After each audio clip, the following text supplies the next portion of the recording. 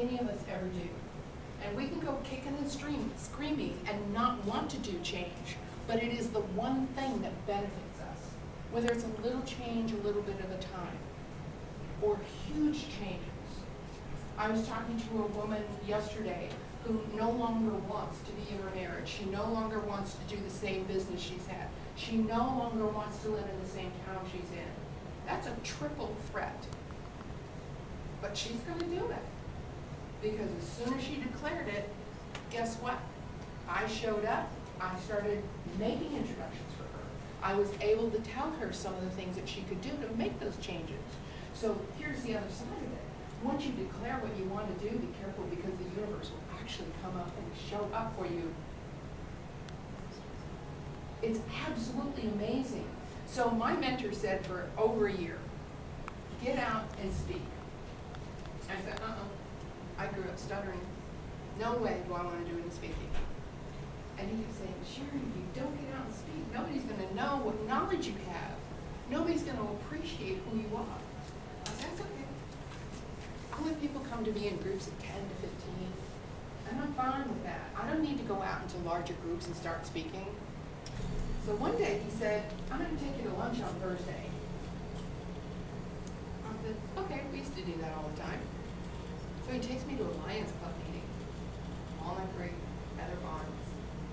And just before they finished lunch, he leaned over and he said, Sharon, you're the speaker today. That's how I started speaking. And rather than embarrass him, I got up and I started speaking. I don't know what I said. I just started speaking. So from that, he picked me up every single month. Rotary, Lions, Kiwanis, Seroptimus, chamber meetings. He just kept taking me all over the place. He would call and he would make the appointment. He'd come pick me up and he would take me. That is an amazing mentor. That's why he was in my heart. For 14 years, this man watched out for me. It was so amazing that one of the people he introduced me to said, there is a small business expo in Sacramento, and you would be a perfect speaker for that event. So I called up Tom Chavez, and I said, Tom, I just heard you have this expo, and I would love to be your speaker. And he said, okay, what's the name of your book? And I said, I don't have a book. I've been talking about it for 2 years, but I didn't have a book. And he said, well, then you can't be my speaker. And I said, so when's the event? He said, June 3rd. This was January 15th. And I said, no problem. The book is called Mixing It Up. June 3rd, I picked up the book in Martinez on the way to Sacramento. Literally. I mean, I work really well under deadlines.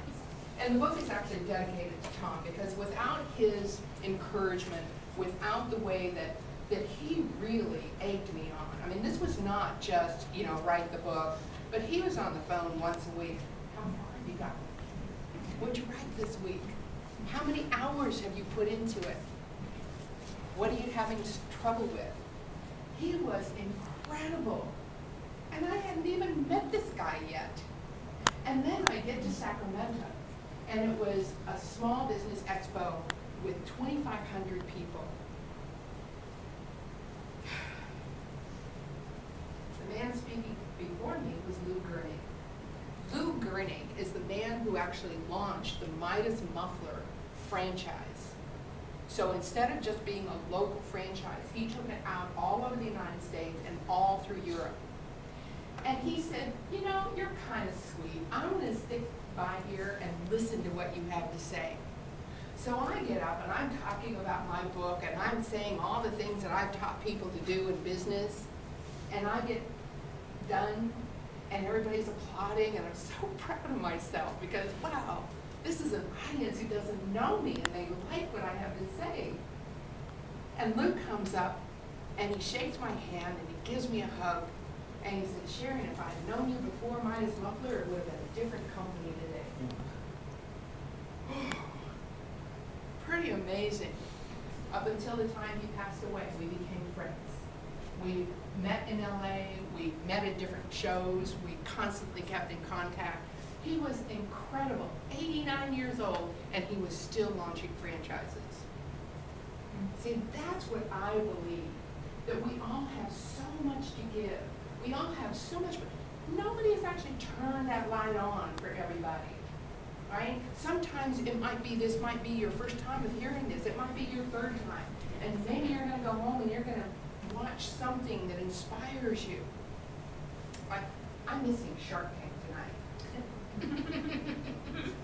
I love Shark Tank. If you watch it, I've seen it. I love it. You know, I love the idea. I am so proud of this. I have a box of inventions.